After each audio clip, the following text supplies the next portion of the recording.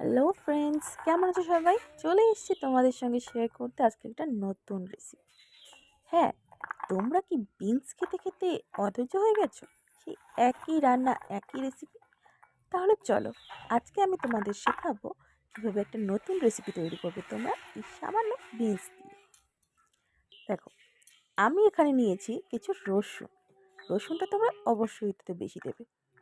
আর দেখো, আমি নিয়েছি এখানে কিছু শুটকি মাছ। এই শুটকি মাছগুলো আমি গরম জলে ভিজিয়ে রেখেছি একটু, যাতে এটা নরম হয়। আর নিয়েছি আমি কিছু বিনস। দেখো, বিনসগুলো আমি একদম ছোট ছোট করে কেটে নিয়েছি। এগুলোকে আমি পরিষ্কার করে জল দিয়ে ধুয়ে নিচ্ছি। এখন আমি এগুলোকে ধুয়ে ভালো করে একটা পরিষ্কার প্লেটে ধুয়ে নেব। দেখো, আমি এখানে রসুন নিয়েছি আর নিয়েছি কয়েকটা কাঁচা লঙ্কা। এবারে আমি কড়াই বসিয়ে দিচ্ছি। দেখো, শুকনো কড়াইটা গরম হতে দিয়েছি। আর এখানে আমি নিয়েছি কিছু কালো জিরে। এবার এই কালো জিরেগুলোকে আমি এই শুকনো কড়াইটার মধ্যে দিয়ে দেব। দেখো, শুকনো কড়াইটাতে কালো জিরে দিয়ে সামান্য আমি নেড়ে চেড়ে নেবো। এটা বেশিক্ষণ ভাজবে না, কেননা কালো জিরেটা খুব তাড়াতাড়ি ভাজা হয়ে যায়। দেখো, আমি এটাকে নামিয়ে নিয়েছি একটা থালার মধ্যে। এবারে আমি ওই শুকনো কড়াইতে দিয়ে দেবো কাঁচা লঙ্কাগুলো। কাঁচা লঙ্কাগুলো আমি শুকনো কড়াইতে একটু ভালো করে ভেজে নেব, নাড়াচাড়া করে ভালো করে। এখানে আমি কাঁচা লঙ্কাটা তেলে ভাজি না, কেননা এটা তেল দিলে একদমই খেতে ভালো লাগে না। একটু তেলটা কম দেওয়ার চেষ্টা করবে তোমরা। আর এগুলো শুকনো ভেজে নেবে। দেখো, শুকনো আমার এটা ভাজা হয়ে গেছে। এবারে আমি ওই কড়াইতে দিয়ে দেবো রসুনগুলো। রসুনগুলোও আমি ঠিক একইভাবে শুকনো কড়াইতে ভেজে নেব।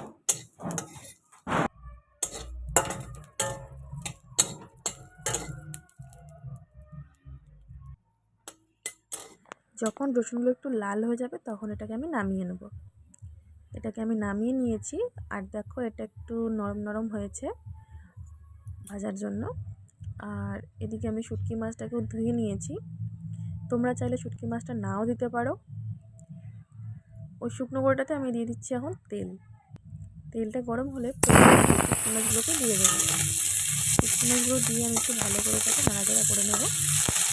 হালকা একটু ভেজে একদম মিডিয়াম ফ্লেমে এটাকে হালকা একটু নাড়াচাড়া করে এরপরে আমি এর মধ্যে দিয়ে দেবো পেঁয়াজ কুচি। পেঁয়াজ কুচিটা দিয়েও একটু আমি ভালো করে একটু নাড়াচাড়া করে দেবো। তারপর আমি দিয়ে দেবো এর মধ্যে বিনসগুলো। বিনসগুলো আমি দিয়ে সমস্ত কিছুকে একদম ভালো করে মিক্স করে নেব। আর এর মধ্যে তারপর দেবো আমি লবণ আর দেবো হলুদ। দুটো দিয়ে আমি ভালো করে একসাথে এটাকে মিক্স করে নেব। এটা যখন ভাজবে গ্যাসের ফ্লেমটা একদম মিডিয়ামে রাখবে, একদম হাইও না, একদম লো না। তাহলে জিনিসটা খুব সুন্দরভাবে ভাজা হবে। কিছুক্ষণ ভাজার পর দেখো, এটা একদম এরকম হয়ে গেছে। এটা আমার ভাজা হয়ে গেছে। আমি এটা নামিয়ে নেব। আমি একটা থালার মধ্যে এটাকে নামিয়ে নিয়েছি। দেখো, সবগুলো আছে এখানে, লঙ্কা আছে, রসুন আছে। এবারে আমি এটাকে পাটার মধ্যে বেটে নেব, শিলপাটাতে। আমি রসুন নিচ্ছি, একদম বিনস লঙ্কা টঙ্কা সহ একদম সব কিছু নিয়ে নিচ্ছি একসাথে, শুটকি মাছ সহ। এটাকে আমি এবার বেটে নেব। তোমরা চাইলে এটাকে মিক্সচারে করতে পারো, যাদের বাড়িতে পাটা নেই, মানে যারা আর কি টাউনে থাকে, অনেকেই আছে তাদের বাড়িতে পাটা নেই। আর পাটাতে করলে এটা অবশ্যই টেস্টি বেশি হয়, এই জন্য আমি পাটাতেই করি। আর তোমরা চাইলে এটাকে মিক্সচারে করে নিতে পারো।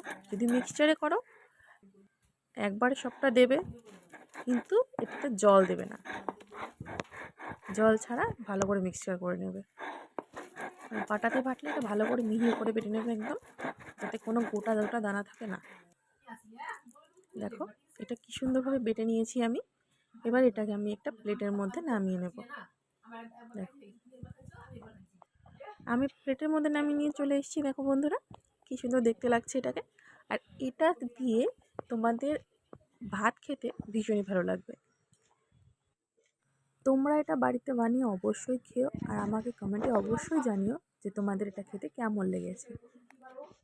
আর যাদের বিনস পছন্দ না একদমই, তারাও এটা বাড়িতে বানিয়ে খেয়ে দেখবে, অবশ্যই ভালো লাগবে, আমি গ্যারান্টি দিচ্ছি। আজকের জন্য এইটুকুনি।